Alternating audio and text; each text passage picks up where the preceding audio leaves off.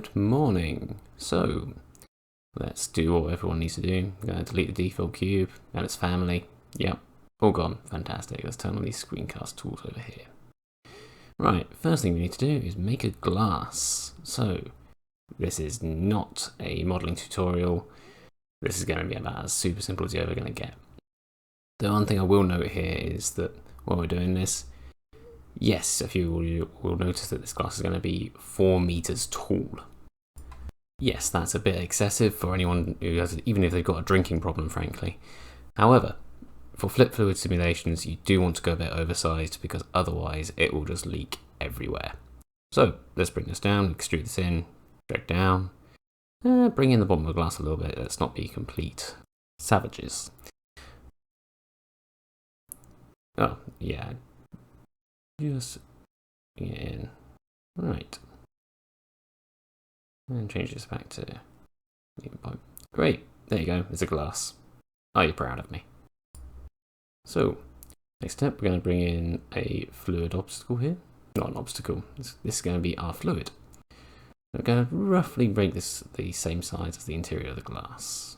Doesn't have to be exact, but get as close as you can. Just avoid too many extra fluid dynamics later on. And the reason why we're doing this now is just to double check that we've got the thickness of the glass right, so that the fluid won't go everywhere later down the line. Because believe it, the first time I did this, I made the glass walls really thin because it looked nice.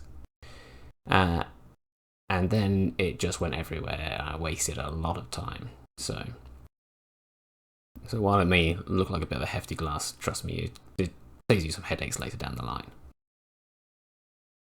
Right. So bring in the cube. This is going to be our domain obstacle.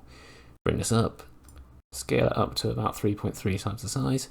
You'll notice I'm deliberately leaving a little border below the glass. Again, I found in these simulations, if it gets too close to the bottom, it does sit a little bit above. It can break your immersion. Now, we've got all this way in, and we've not done the sensible thing that you should do right at the start, and that is save your file. I'm going to add a little crash counter to this video as I'm editing it, just so you can see why we save the file every time. Very important. Let's give it a really important name. Yeah, that'll do. So, very quickly run this. Even at a low resolution, if it work at a low resolution, it'll work well at a high resolution. And ta-da! There we go. We have the glass full of liquid. Well, that is about all we need from the fluid sim for the time being. So we're just going to go through all this lot, rename them, give them some sensible names. I know I called it a domain obstacle earlier. It is just a domain. Flip Fluid has this habit of duplicating a lot of items that you have, and I just like to go through it and clean it up, put it into one folder each, so it makes it easier to work out what you're looking at later on.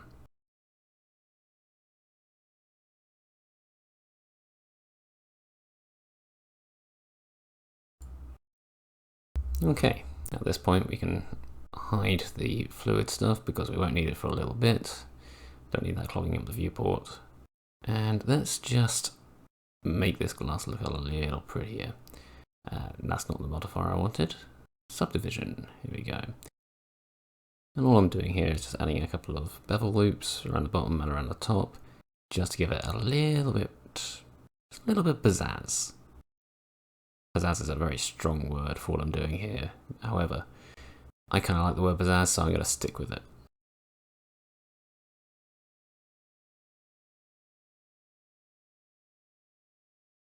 And one thing to note while I'm doing this bit is I'm just going to bevel it just to the point where you get even strips around each bit. Alright, so, ta-da! It's a glass.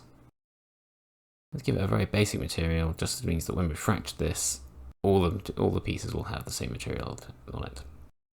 It's going to be the world's most basic looking glass shader, but hey ho, it does the trick. Looks like glass, then who's to complain?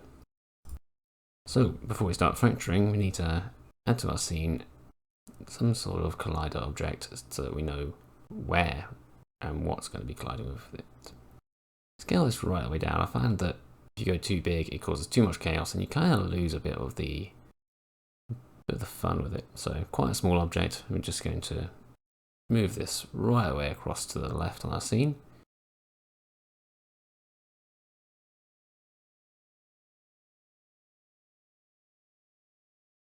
Put in a keyframe, bring it forward a little bit, go to the far other end of our scene, inside a keyframe, and then we can watch it go zoom. Yep, just in case you missed that, it's going to go. Yeah, I know, it's the world's most exciting animation. Alright, but now we know where that is, we can get out the annotation tool and start marking up where we want our glass to fracture. Although, actually, the first thing we need to do is check that you guys have got the self fracture modifier installed. So, go to Edit, your Preferences, and then I'm just going to search for fracture. And there it is. Would you believe it? I've got it installed. Horrifying. So, take a look at where the ball is in relation to the glass. And we're just going to go to our annotation tool here and just make sure the annotation tool is set to surface. And just draw a circle. Draw a circle. There you go. X marks the spot. Flip to the other side of the glass and draw a circle on that side too, because obviously it's going to be the exit point. And you can see there's now a circle on each side. Alright. So go back to side view. And we're just going to hide the sphere for the time being. We don't need that anymore for a while. And we're just going to add a few lines going across this. If you take a look at any reference pictures of fractured glass, then you'll notice that there tends to be a number of outgoing lines and then a series of circles around the object. So we're just going to add a few lines. It almost looks vaguely like I know what I'm doing. I'll tell you that. Not true at all. I'm just going to fast forward through this while we add all these lines and make this glass look like a complete mess.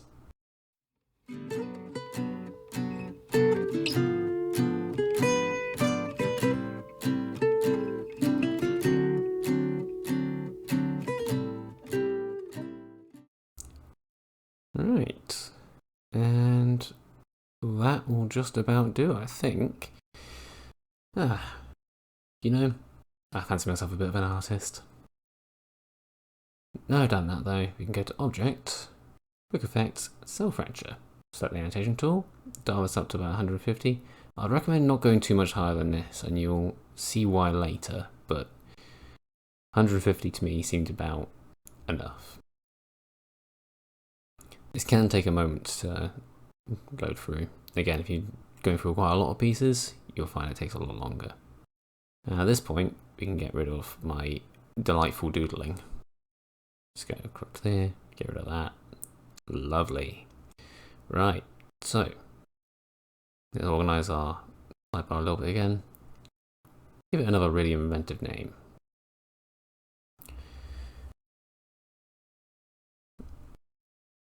Hide the original, and what we're going to do is we're going to select one piece of this.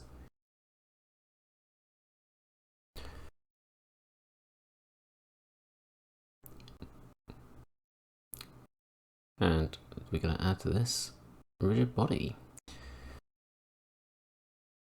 So what we're going to do straight away on here as well is just add deactivation and start as deactivated. Select all the objects, go to Object, rigid body, copy from active. Then I'm going to go back up there again, go rigid body, and we're just going to calculate mass. Let's go with broken glass. Now it's all going to be way heavier than it should be, but it's good enough. Last of all, rigid body, connect. Now this is going to instantly connect things in a weird manner, so we're going to change this from the default to clean by distance.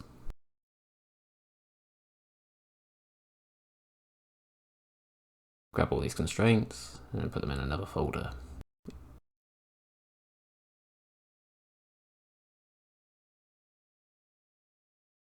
Right, with those constraints still selected, we're just going to make one last change. So go hold down Alt, then press Breakable, keep holding down Alt, change up the threshold, and that's about it for those. So let's add in a plane.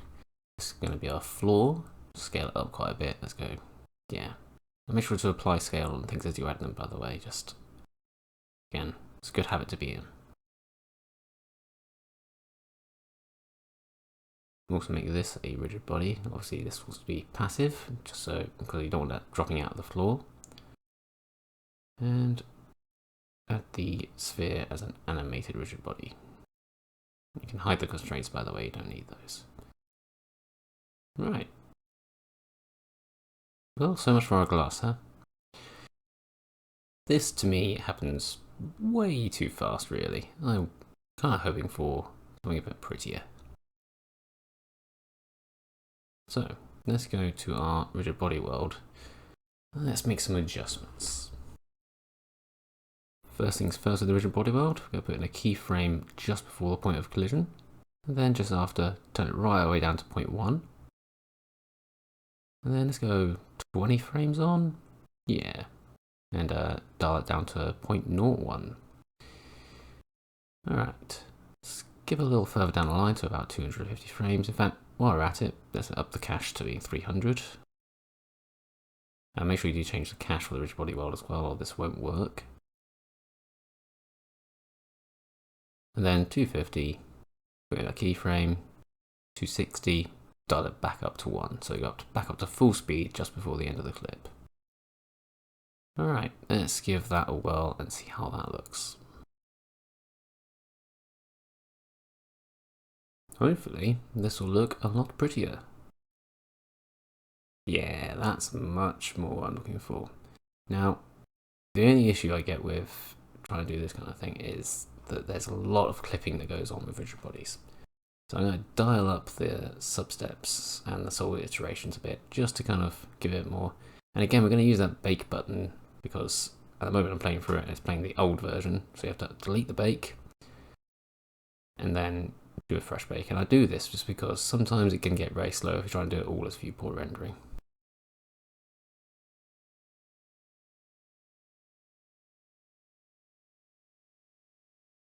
That looks a bit better. But you know what? Let's crank it up just a bit further, because it's all going to be in slow motion, so you're going to notice these little issue areas just a bit more. And that being said, once it's all rendering out with glass, it is actually quite hard to see where things collide, so don't have to go OCD on this, but go as far as your computer can handle. Okay, nearly there. Let's see how this looks.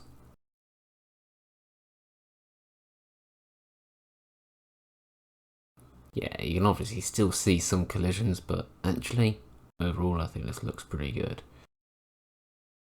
Alright, so let's move on to the next step in the process, which is of course getting the fluid sim back involved again. While I faff about and don't do anything with fluids for a second, this is actually the first tutorial that I've put together. If you guys have any tips or advice that you can put in the comments, please do. I will probably ignore the whole lot of it, but at least then you feel vindicated, right? Alright, let's crack back on with the actual tutorial. So, let's unhide the fluid sim collection again. And you'll see that the domain we've got is obviously way too small for the area we've got now. So, let's, first of all, we're actually going to extrude this floor downwards a bit. Just to give it a bit of thickness. And then what we're actually going to do is duplicate this, drag it down a little bit, scale it up just a bit, just on the, not on the z-axis, but outwards. And what this is going to do is it's going to act as our outflow obstacle. This is just in case if you've got any fluid that goes over the edge of your table, it will just disappear, it will go out of the simulation, and then you're not simulating anymore.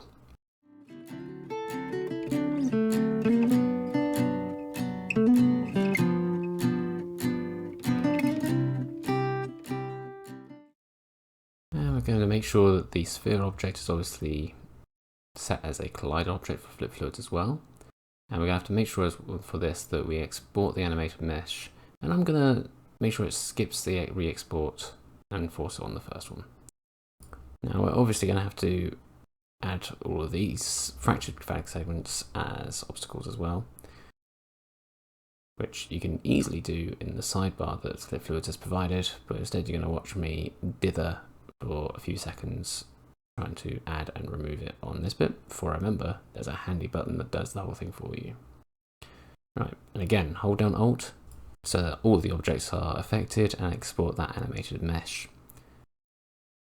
And then we're going to add the floor as an obstacle as well, and just do a little bit of tidying up in our side panel here because it's getting messy again.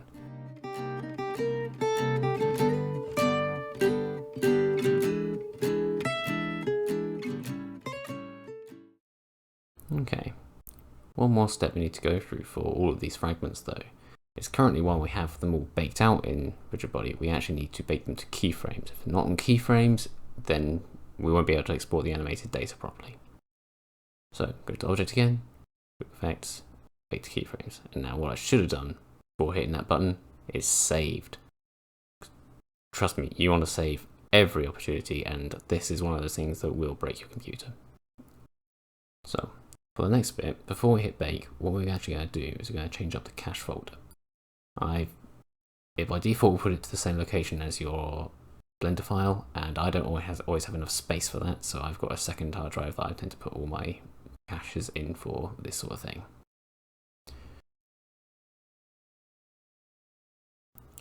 And the first thing that's going to happen when you hit bake is it's going to export the animated data, which means that you can actually hit bake that out, and then we can pause at that point and then revisit all our fluid sim settings to get it right. Now, and this is why you hit save.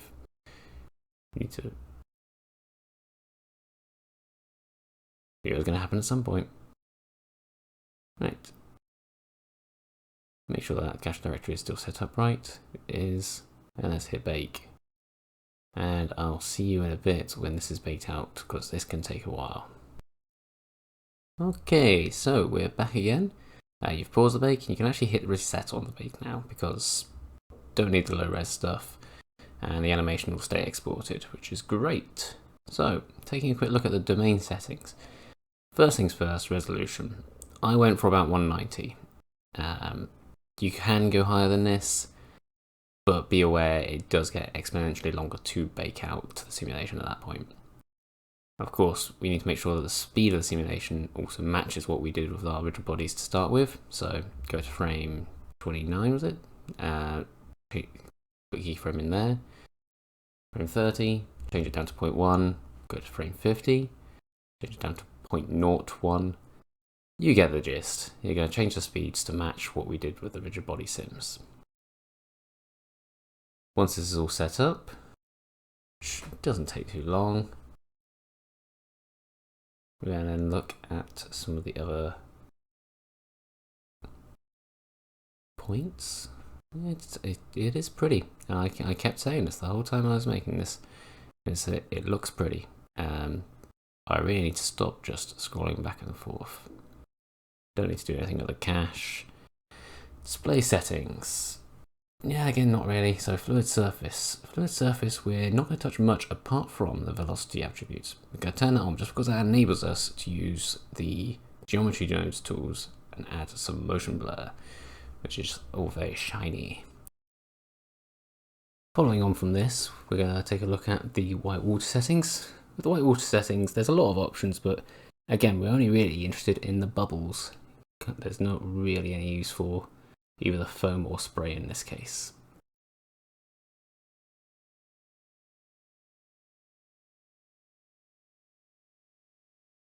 Taking a look at the flip fluid, well, there's a lot of settings in here, and again, you can play around with all of this, but we're just going to put on the tension. I found 0.01 to be a good setting for what we're doing here. Now, you could add some viscosity or sheeting effects, but actually, you don't really need the viscosity, and the sheeting effects added too much liquid. I think there's too much going on. It makes it very chaotic. So, following on from that, we're just going to take a quick look at the advanced settings. Again, there's quite a few settings in here, and most of the time you don't want to touch any of these. But what I am going to do is I'm going to increase the maximum substeps, and I'm going to decrease the CFL number. I found that contrary to the previous points, I found that not doing this left the liquid too boring. So yeah, you got to find your midpoint. Debug can be really handy. I was talking about the amount of space around the obstacle earlier, And actually, this can come in handy if you're finding that your obstacle is just a little bit on the thin side. Right, and with all of that, all we've got left to do now is to set it going and leave it to bake for a bit. The nice thing with flip fluids is you can have it baking, and once it's got rolling, you can still do a lot of other stuff in Blender while it's baking out the fluid sim. So while it's making a start on doing that, what we will do is we'll take a look through some of the other factors to deal with, namely materials and modifiers.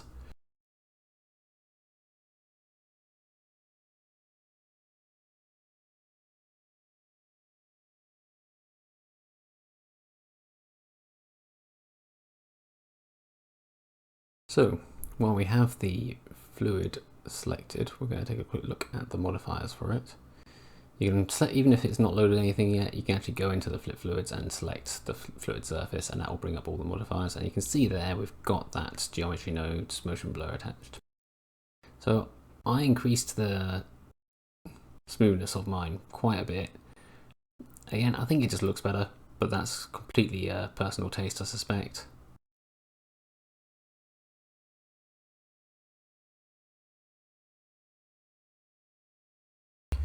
So one of the nice things that Flip Fluids comes with is it comes with a number of pre-set up materials to use.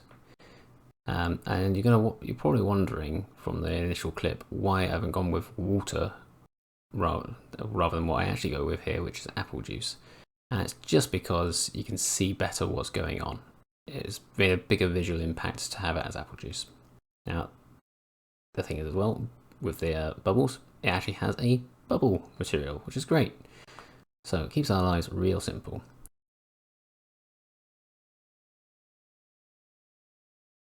So, oh yeah, let's just add a quick metal. You'll barely see this metal ball in the render, but it's good for it to have some sort of material on it. Otherwise your eye does catch that kind of thing. Right. So here we have a very dark looking scene. First port of call for me is to add one of my favourite lighting techniques, which is a gobo. So I'm going to open up Asset Browser here, and there's a lot of messy stuff in my Asset Browser, but I've noticed that the Asset Browser is faster since 3.5 came out, so I'm not sure what they've done, but I appreciate it. Yeah, I'll have a link down below for the add-on that I used for gobos. So let's move this up, not down, would be good. There we go, we can see it. Isn't that wonderful? Right, rotate it around, move it up a bit further, just moving up further on the Z-axis. There we go. And I'm going to increase the brightness on this one quite a lot, so yeah, something like that.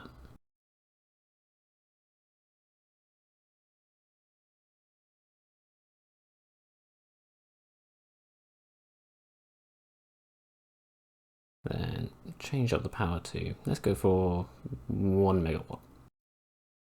Seems overkill at first, but you'll see in a bit that it actually does make a little bit of sense and just give us a slightly warmer feel. Right, following from that, let's add a HDRI just to infill the background.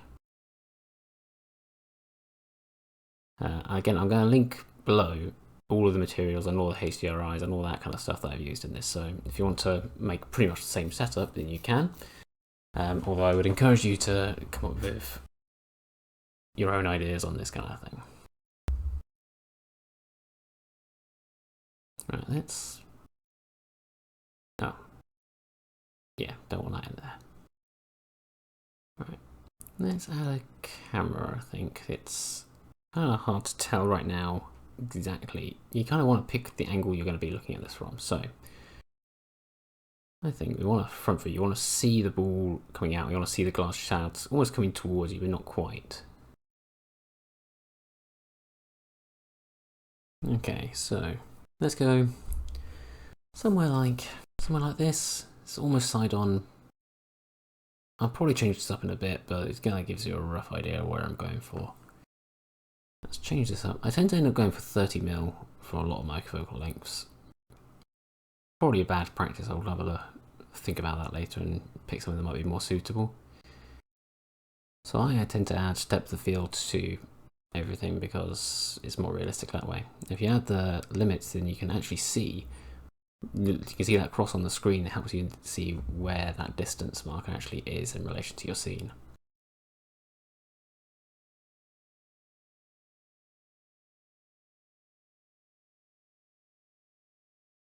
Now, one thing that's going to be really obviously missing at this point, if we go to rendered view, is the table is bland. So let's change that up, add a material. And I'm going to use a PBR material for this that I've found, and again, I've linked this below. I'm also going to use a shortcut, which is just Control-Shift-T to add a PBR material. If you don't have Node Wrangler enabled, then what are you doing? Like, it basically is the recommendation at the start of every beginner video is turned on Node Wrangler. Because there you go, it's added, it's done. That just makes it that simple for so many things. Now let's go back into render view and look how much better that looks. Just straight off the bat, yeah. Use this for everything. You can, I am also quite a fan of procedural materials, but certain things like this, there's a little too much randomness that you just don't get properly from a procedural material. Right, at this stage there's not much else to do until the liquid has finished simulating, so I'll come back again when that is done, and we'll take a look at that point at the compositing and if there's any other last minute tweaks and camera angles we want to change. Right, in a bit.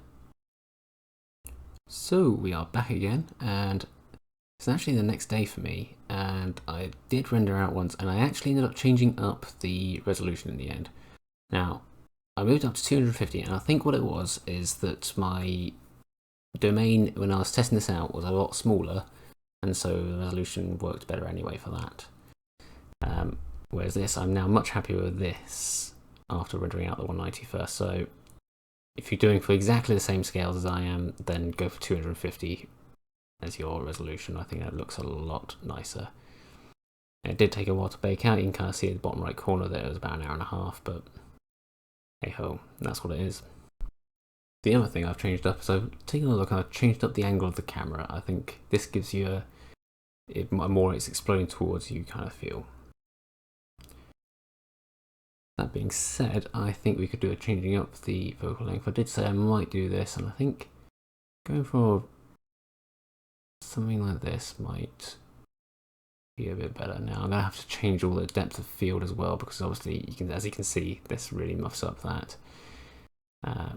So we'll switch back into object view in a moment, just to see what's going on, because you can see me fiddling back and forth here, and clearly I'm not even close. So let's take a look at the object view and just adjust this to be the appropriate length.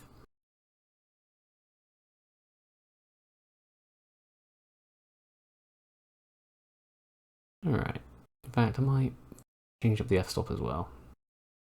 Yeah, there we go, that's what I'm looking for.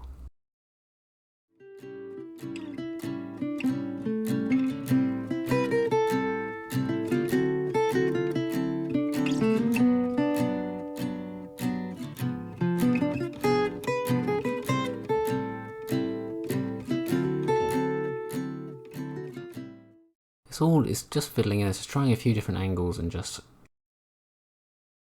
getting to the point where you're happy. Now, one of the nice things with Blender is it actually comes with some guidelines for where you should place the cameras. So if you take a look under composition guides, then it gives you that rule of thirds that you can use to help position your camera in good position. It's not, you shouldn't stick doggedly to this, but it does help you to get into the right place.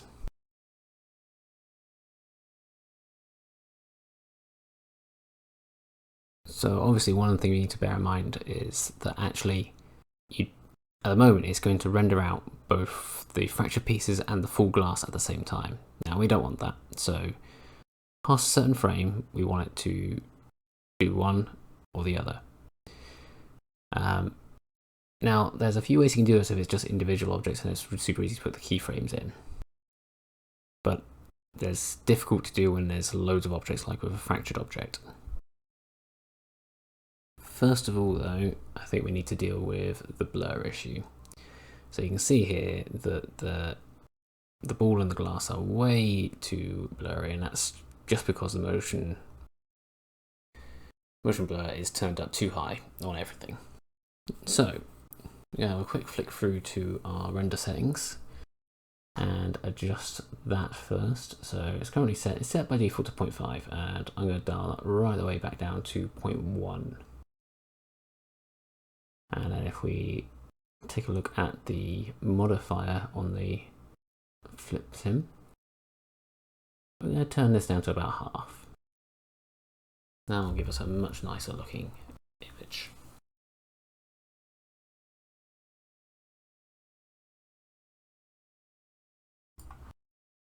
Now, while we're here as well, let's take a look further down the line and just take a close look at the liquid. So you can kind of see here what the smoothness is doing. Now, looking at this, I think the smoothness maybe is turned up a little too high. Let's dial this down to about a 3, so you get a bit more of the, yeah, except less chaotic, but in the right way.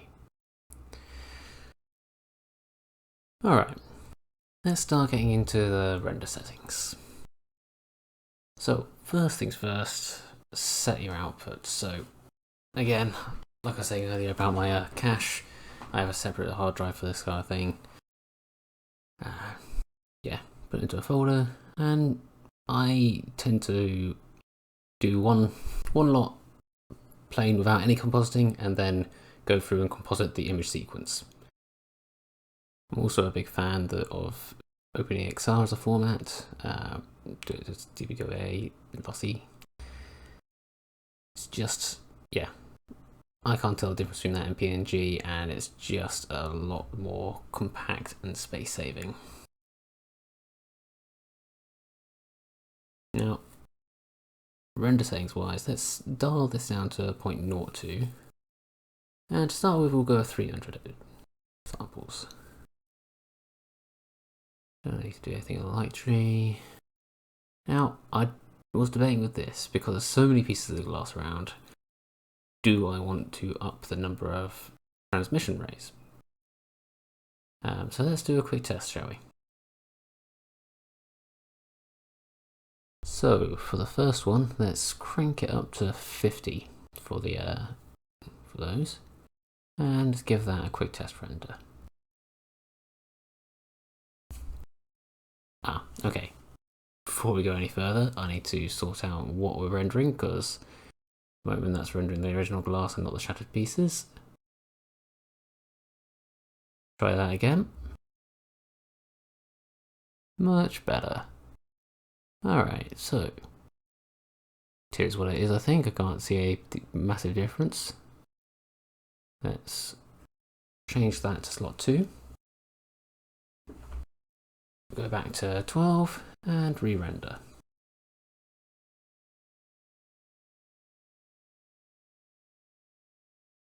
Alright, so I'm just changing back and forth here between slot 1 and slot 2. And I don't know about you, I can't tell the difference.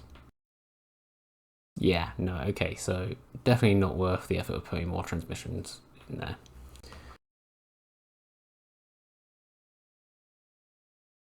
That means we can leave everything in there alone. I don't think we need to touch anything else right up and down until we get to the bottom and look at color management. So, color management, I nearly always put it up to medium high contrast or more. I think it just looks better. But one of the most underused bits is fake color. So this gives you an idea of how bright areas of the screen are. I generally like to have it so like the hottest it gets is sort of deep orange, not too much into the reds. So let's go minus 0.5 on exposure and bring it back. And you can kind of see it just looks a bit better. I find it hard to tell on my screen sometimes if it's too bright or too dark, but this helps me get a consistency across the board. In fact, yeah, let's change this to high contrast. Yeah. Yeah, I like that.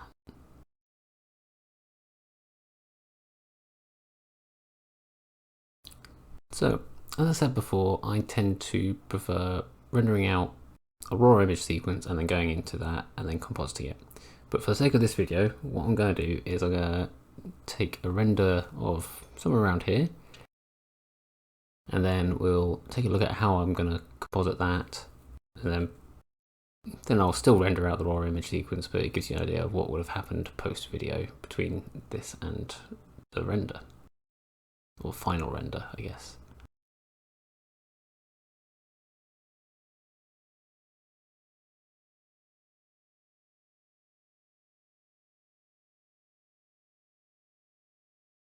Don't mind me just setting this up how I normally like to have it.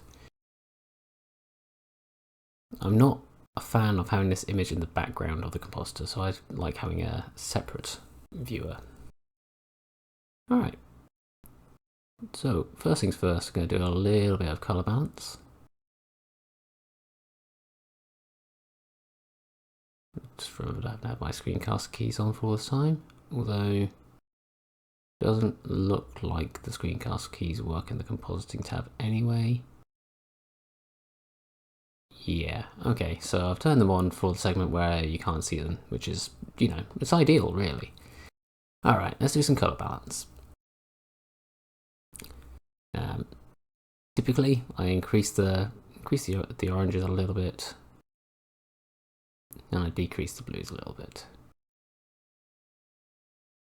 Only very, very slightly, not... You don't want to go over the top of this.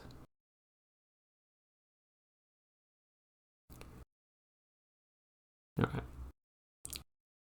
Right, next up, as a bit of glare.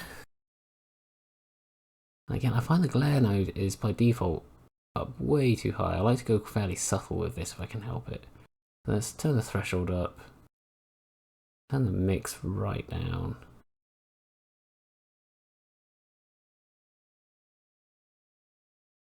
And yeah, that.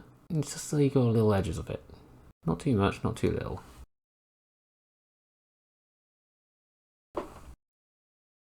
Duplicate this, and we're going to do a fog glow one as well. Reset some of these values back to normal, which you can do just by pressing backspace. But I forgot to do that, so yeah, again, just making it subtle. Alright, and last of all, some lens distortion. Now, you do get people overusing this node. I am probably one of those people that overuses this node, in fairness, but in my head, I've done it fairly subtly. Some people would probably argue that I way overdo it. There you go. Two sides of the argument.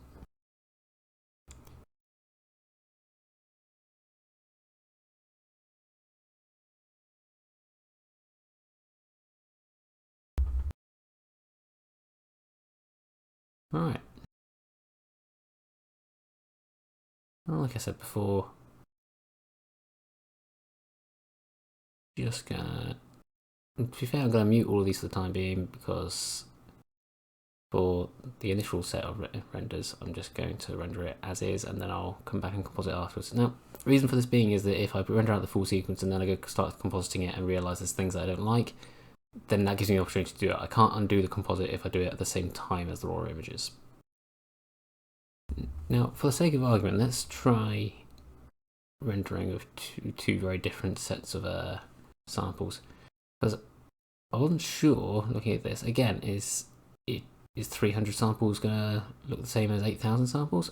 Part of it will be controlled by the noise threshold, but let's just have a quick comparison and see how the two look. Sometimes it's very obvious, sometimes you barely notice it. So 300 looks alright to me, then it would.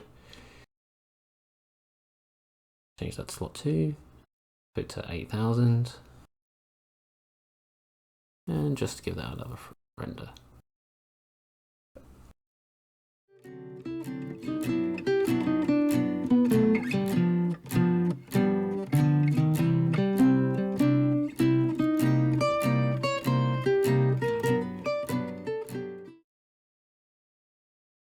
And the other thing with rendering out, particularly animations, is I don't like it to take more than 30 seconds per frame. I think for a hobbyist like myself, it's just not worth it if it's going to take much longer than that. So taking a look at this and seeing the time scaling up to a minute 10, a minute 20, it's too long. Like, particularly when looking at this, I don't know about you, I can't see much of the difference. Let's have a look between the two. So I got slot 1, slot 2. There's a marginal difference. I don't know if you'll even be able to see that on YouTube, but if anything, 8,000 frames looks slightly worse. Not by a lot. You can kind of just see some change. Yeah, not worth it for the extra time it takes. So I'm still going to go above 300 frames, I think. Let's go to 600 frames.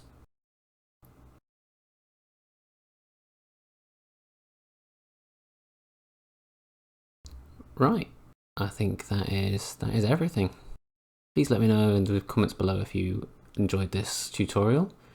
If you haven't already, do like and subscribe. I feel like it's obligated for me to add that on somewhere in this entire spiel. And yeah, thanks. Catch you later.